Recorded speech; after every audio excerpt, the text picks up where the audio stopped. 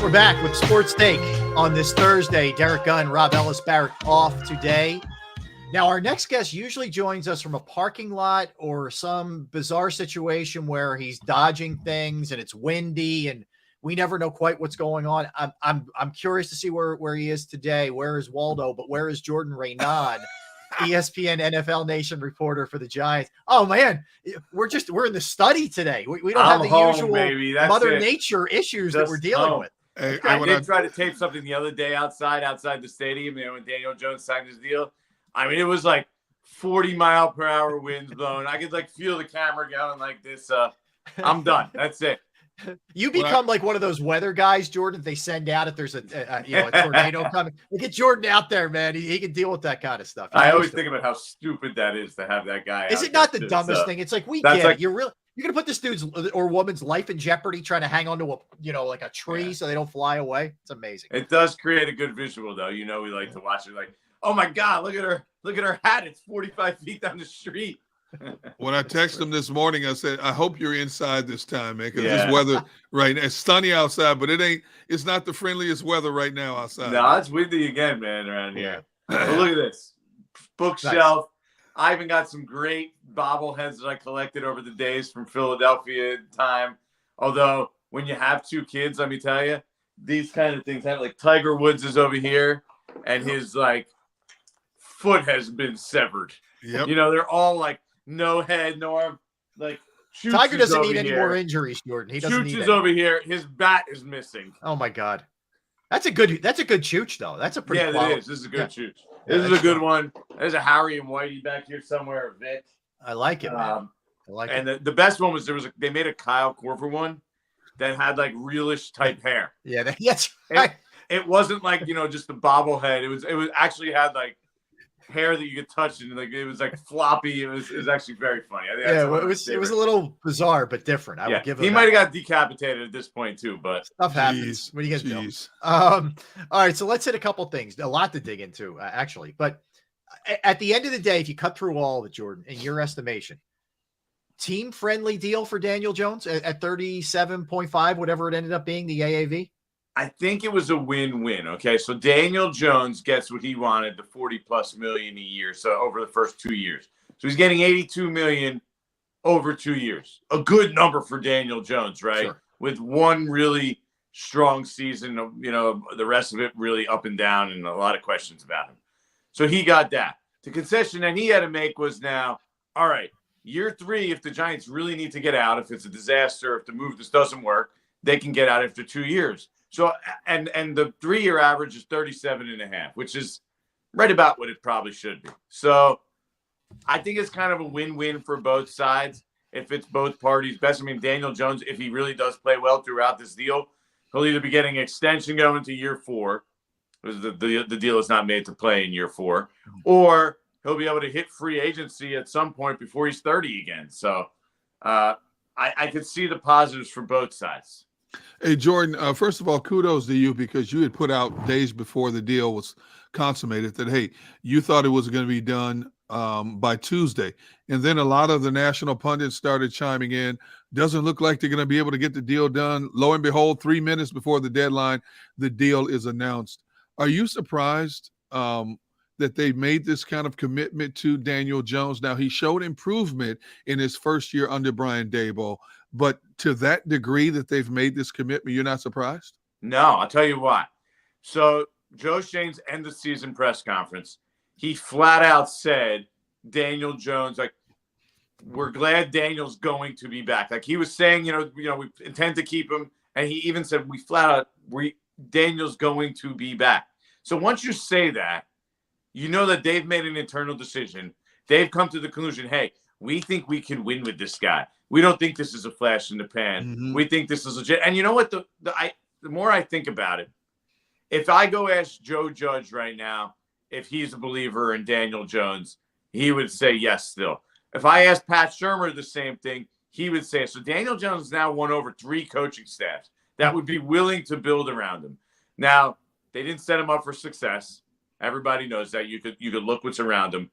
And he didn't play great for, a good part of the previous 2 years. The biggest problem, though, the biggest question coming into the season, why the 5th-year option wasn't picked up more than anything, was the injuries.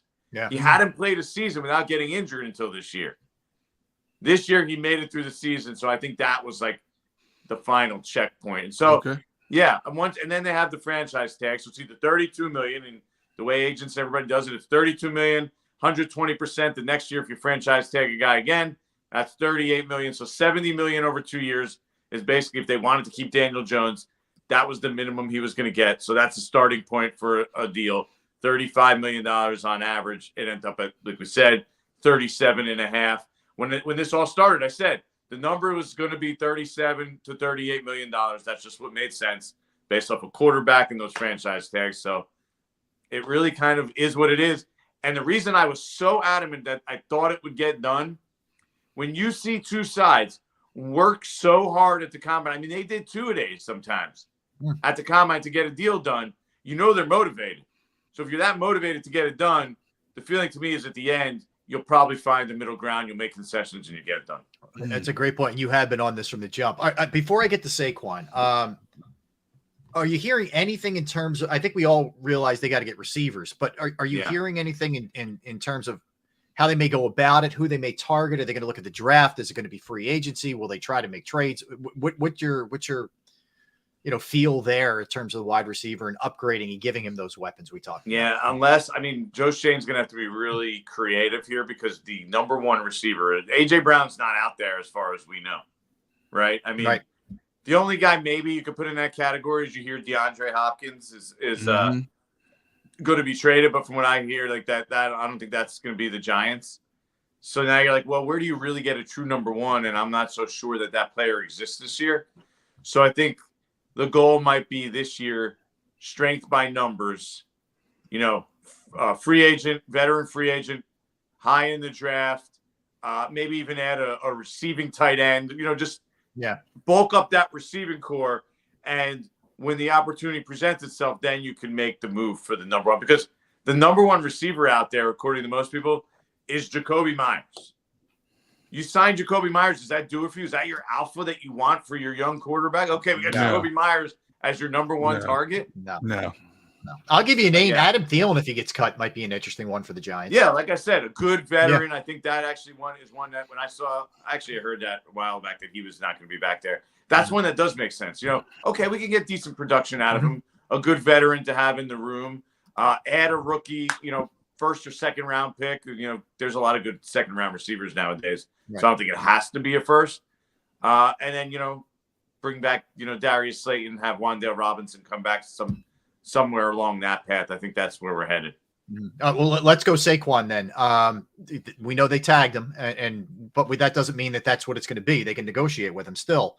Is your sense that that's going to get done in short order? Will get done before the season? What are you thinking with that? Yeah, I think that they were relatively close even beforehand, but now you got to think about it. Okay, you're a running back. You're entering your 6th professional season. You have a history of injuries. Do you really want to play on the franchise tag? Absolutely not. No, of course not. So he's screwed right now. Let's be fair, right? Yeah. Like he's in a bad spot. It's $10 million a year too.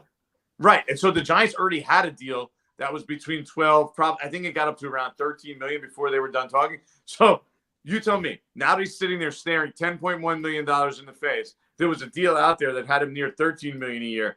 I mean, don't you automatically then say, I got to take that deal or some version of it. Right. So it'll have some tweaking, but I do think it'll get done.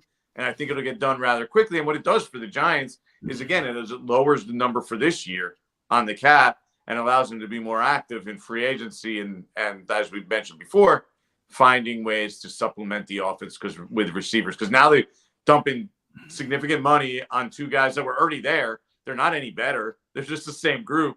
They just have them locked in. You have to get the reinforcements. That's why they were working so hard to get Jones done. They knew they had to get him done in order to give him a better supporting cast. Otherwise, it would be the same as last year, a limited offense. And so they said, okay, you want to play with the same weapons? Then that's what it'll be if you're on the franchise tag. It will be fairly similar because we don't have a ton of money then to go. That's $32 million directly against the cap for that year. Wow. Jordan, look at one of your recent stories that you said that they are still working with Saquon and Dexter Lawrence trying to sign them to deals. You look at the Giants right now; they're a little bit 19 million under the salary cap. They just gave Daniel Jones this money. Can they honestly get those two signed to deals after giving Jones his money and still put a competitive team on the field? Well, that 19 million is including the Daniel Jones deal already. Right. So that right. Okay. And it doesn't include. I don't think that includes, because I have the number a little bit higher. That probably doesn't include Kenny Golladay getting cut, which is officially happens at the beginning of the league year. Okay. So in a few days. So they'll be in the low 20s. Saquon will give him another 3 to 5, probably something like that. So now you're talking like you're getting in the 30 range. I don't know. Dexter Lawrence will be a tough one because that's going to be a big number. Yeah. These defensive tackles are about to Hargrave. really catch that. Yeah. Those numbers are going to get like over 20 now. Like that's where that's heading. Yep. Like Dexter Lawrence might be in like the $25 million range when all said and done. Yeah. It's good to be a big defensive lineman who can do it all. So I think they'll have enough money. They'll have 30+ million when all said and done. There'll probably be something done with Leonard Williams too. He counts, I think right now, I think it's like 34 million or 32 million against the cap, which is crazy. Woo. Like that, you just can't come back with that. Him getting cut is not completely off the table. So they'll be able to make moves. Now, I'm not saying they're going to go out there and they're going to be one of these huge spenders in free agency where they get like 5 guys. Joe Shane's plan is 1 or 2 big free agent moves in offseason to supplement the roster and build through the draft. They have a lot of draft picks. They're going to get probably 2 more supplemental picks too. Not supplemental. Compensatory, right? Yeah. Exactly. Yeah. Off the Giants for a second. But maybe in sort of a weird related way. But I know you tweeted about this earlier, but I'm curious your take. What do you think's happening with the Lamar Jackson thing? Like I know he's been tagged by Baltimore, but there's been a lot of cries of collusion because some reports where teams are like out already. And what do you think's going on there exactly? Is it collusion or is it just there's a little bit more you got to dig into this thing and sift through? I mean, I'm sure there's been discussions between people high up on the ladder about like, man, the Browns, what are they doing? That deal is ridiculous. Like we can't be guaranteeing in this sport guys that much money because like it's too big an injury risk, right? I mean, you could be stuck holding a pot for like $200 million and not be able to get any production out of it. So I'm sure that they didn't like that. And now that that deal's out there, everyone looks at that. Okay, that's a crazy one-off deal. And so Lamar's in a tough spot because he's almost like a martyr. He's working with the PA. And it's like, hey, you got to do this for your players, right? Get that full guaranteed money. And everyone else around the league is like, man, that's a lot of money to guarantee a quarterback, especially one who runs. And then on top of that is, let's say you come up with an innovative way. Okay, fine, Lamar. We'll give you 3 years, $55 million a year and guarantee you the whole thing. You could do that. And then the Ravens could just be like, yeah, okay, fine. We'll just match that. So what'd you do? You just did the work for them. You laid out a structure of a contract. That's a big part of why these deals don't get done with the tag players, because the team that's tagging them can just match it. You did all this work. You alienate a quarterback if you had one there, right? Or you waste time and you don't end up with anything anyway. You're kind of stuck. Lamar's in a really weird spot that we really haven't seen in the NFL lately, and he's not. Like he's going to get paid eventually, right? He's awesome. He's a great player. I mean, did that contract that the Haslams gave to Deshaun Watson just piss every single owner off beyond belief with all that guaranteed money? I think so. I mean, you have to think so based on the actions of everyone. Everyone's like, well, I don't want to go there. I don't really want to go there. And at the time you heard it under everyone's breath. Wow. They guaranteed him that much money. So it's going to be interesting to see if Lamar can get that fully guaranteed deal, because if he does, then now that's the floodgates are completely open. Now it's just, as we stand right now, it's a one-off. Yeah. Hey, they're just a dumb team. They just don't know what they're doing. No one else is going to do that. The second it happens a second time, everyone else will be, hey, guaranteed contracts. Here we go. Which is good for players and not good for the league. I mean, it's not bad for the league, but I mean, they could surely these people make enough money. Yeah, I think the owners can survive. They can deal with it. Hey, Jordan, go back to Daniel Jones for just a moment. And from your perspective, what is the general consensus of the fan base in terms of what the Giants have done in terms of putting their faith in Daniel Jones into the immediate future? I think the 40 number blew some people's heads off, right? Like, you know, there's a big split between the Jones pro and anti-Jones crew, I think, of Giants fans, because, and look, I understand, like, you might be stuck in mediocrity if you're there for long term, but I think the fact that they realize, if they pay attention, because I don't think people get most of the stuff, if they really get the idea that, okay, we can get out after 2 years, it's not like so prohibitive. Like, you're not stuck in mediocrity forever. If you're stuck, like, okay, we're like 7-9 or 7-10, whatever it is, I still can't get this right. I just can't get it. If they're 7-10 or 8-9 or 9-8, and you're like, you know, Jones he's okay, he's good enough, but he's not the guy that's going to get us there. Then they could always move off it in 2 years, right? And like find the Aaron Rodgers, whoever is out there at that time, whoever the version of that guy is at that moment. So I think they've come around on it a little bit, but the bet the Giants have made is simply this, right? So Jones's contract right now, he's, you know, just inside the top 10 of paid quarterbacks. Hurts will get paid, Burrow, Lamar, Herbert. So Jones will be like barely inside the top 15. Yeah. The Giants made a bet, and obviously this is the conclusion they came to, Joe Shane and Brian Daboll, that we think with the right supporting cast in this same system, we can get consistent top 10 play from him. And then in a year or two, they'll be paying top 15 money for a guy that they think is top 10. Then you're in pretty good shape. That's what they're hoping. That's what they gambled on. What, based off of what we've seen so far, Derek Carr, Daniel Jones, or, you know, a couple other things here and there, what's your guess for Hurts? 50, 52-ish per year? I mean, somewhere around there. 50-ish? Yeah, it's gonna be a lot. It's gonna be over 50, I think, for sure. It depends when it gets done. Like, I wouldn't be surprised if it's like 55, right? Because if you think about it, the big jump in the cap is coming, right? They keep talking about it. They're still paying back the COVID year a little bit. The pandemic year, At this point, I think it's probably not next year, but 25. Like, the cap's going to be like we're going to get to like 300 million soon. I mean, we're not that far off from that number. No. So, you know, we got to look at percentage, and I'm not that good at math, but 50, you know, when you're at 55 and it's 300 million, the cap, I mean, what percentage is that? That's probably around what most of these guys are at now. So I don't think that would be crazy. You know, because you're in the New York area, and I know you focus on the Giants, but you got to hear the scuttlebutt going on with the Jets as well. What are they think? What are they thinking about how close they are to getting a guy like a future Hall of Famer and Aaron Rodgers, considering the talent they have on both sides of the football, and all they need is a field general to put them in the same conversation with the likes of a Buffalo.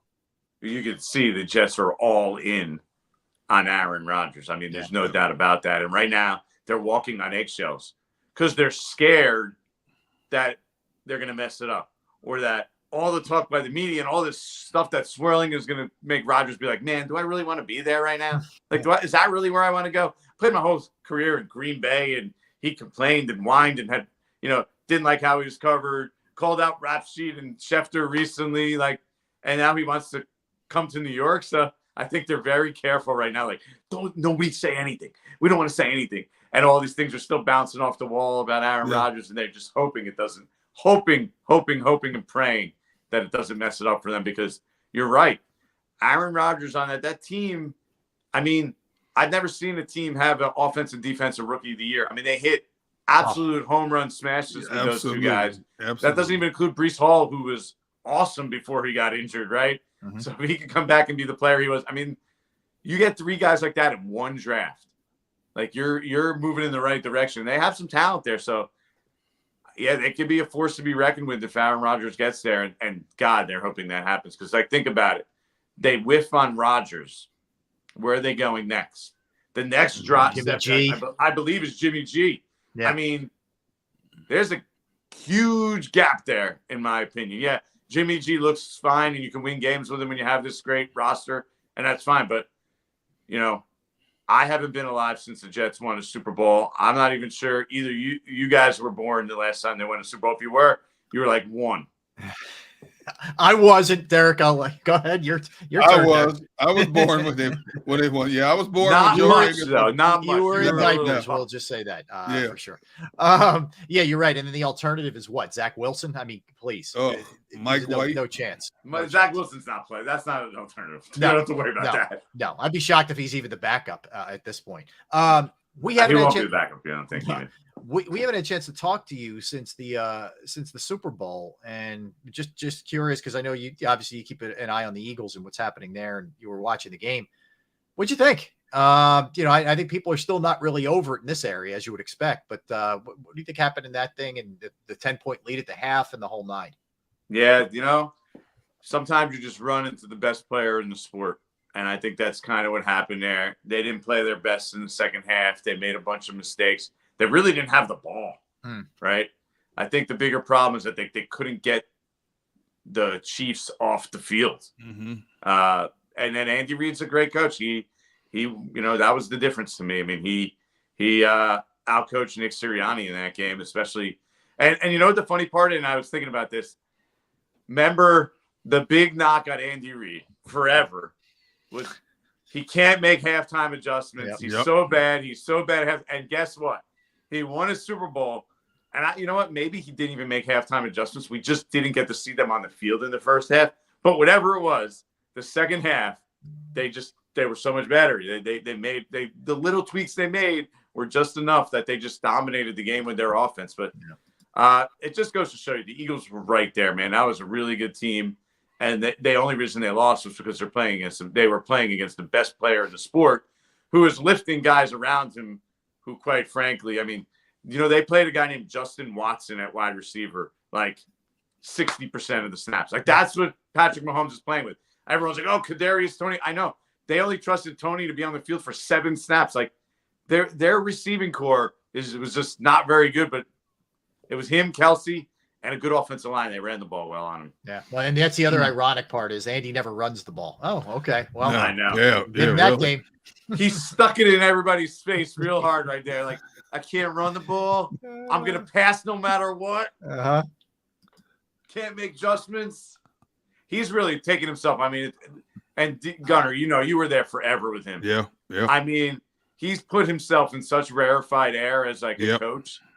It's really commendable. You have to be like, wow, you know, he did a great job in Philadelphia overall. I know it didn't include that Super Bowl, but now he went to Kansas City and he basically put himself in like all-time great coaching. When you win too, Jordan, it's just such a separator from so many other guys, man. Yeah. Well, Jordan, I said that I think one of the biggest kudos for Andy Reid is the fact that you look at his age, is 66, 67.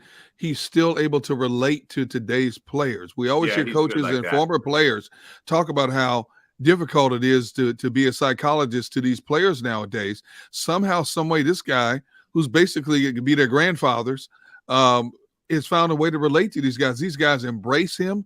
They worship the ground he walks on. They love playing for this guy. That's hard to do in this day and age. It's a good point because, you know, you say that. I don't know if I've ever heard a player like recently say that you say anything negative. Like, I didn't like playing for Andy Reid or nothing. You never hear that. You never hear that. Yeah, they had problems with Philadelphia in the locker room. But even then, you don't ever hear players be like, I hated playing for Andy Reid. Like, never.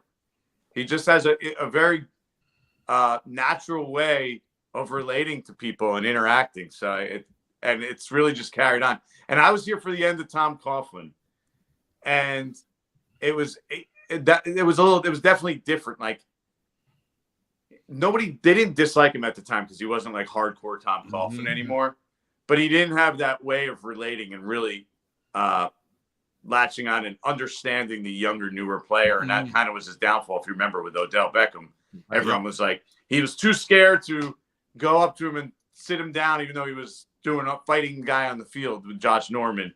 And Andy just, I mean, kudos to him. Tom Coughlin, I believe, when he left the Giants was 69. Wow. So he's like on the verge of 70, and now Andy Reid's not far from there and trudging along. Doesn't look like he's going to slow down either. No, why would you? You got Patrick Patrick Mahomes at 27 years old. I'm riding that horse as far as I can ride it. Ooh, For man. sure. Jordan, last one from me. You brought up the name. Would the Giants consider bringing Beckham back? Is that even a consideration organizationally? I don't think it's out of consideration. I think the big part of that is money. Who's going to pay Beckham? Who's going to give him some, sort of solid guarantee or whatever it is? And I don't think the Giants will break the bank for him. But I do think if you think about it on the surface, it's one of the better options because I understand he's coming back from a second ACL, and he's older. But, okay, we're looking for kind of like a stopgap number one. He's a guy we could take a risk on, a bet on, and he has upside to play at, I don't know if playing at a true number one level is really realistic for him at this point, right, given the injuries. Yeah. But he can still play at a high level. I can envision that. So it's not a bad one to say, okay, let's take a shot on this on a shorter deal. It makes sense because we can't fill that number one receiver role. But are they willing to pay him? I have some doubts that they're willing to meet that number that he probably wants. But then again, who will meet that number that he probably wants? So we'll kind of see how that goes. I think they'll monitor the market, though. I do. All right. Jordan, man, listen, thanks for hopping on. We always appreciate you, bro. Your insights, and I tell everybody follow you at Jordan Raanan on Twitter, ESPN NFL Nation reporter covering the Giants and the entire league. Let's face it, does a great job. You made me think about Beckham. Remember one of his last games against the Eagles was in Philadelphia when he dog peed on the field. I do remember. Yeah, he lifted his leg and it was almost Randy Moss-esque where he went the other way with it. But yes, it was a Trump message at the time, if you remember. Yep. Where he called the NFL players the B word. So he peed on the field. The good old days. Yeah, we missed that kind of stuff. Oh, man. It would be good for the rivalry for sure. The rivalry's going to be good, by the way, with a lot of the back and forth that's gone on over the last since the few playoff months. Game. Yeah. Oh yeah. It's going to make it a very fun rivalry. I mean, the Giants might have to win once in a while to make it a rivalry, but you know what I mean. Now, look, the division's really interesting. If Washington gets a quarterback, man, the NFC East with is those weapons. Yes, they are. It's going to be fun. That's the team you don't want to go for Lamar because that's the one that would really benefit and make sense. It's a great point. I agree with you, man. All right, Jordan, thank you, man. We appreciate a couple minutes. Appreciate you, bro. Be good, man. It's Jordan Raanan. Does an awesome job covering the Giants for ESPN.com. All right, let's sneak in a quickie here, Derek, and let's come back. We got a bunch of us. I'll give you my Creed 3 review. Yes. We didn't get to that, so I'm waiting for this. We will do that. I have an on this date for you, which you'll appreciate. We have birthdays, we have movies. We might swing back to some of those coaching hot seats as well. All right, don't go anywhere. Derek Gunn, Rob Ellis. We are Sports Take on this Thursday. Be right back.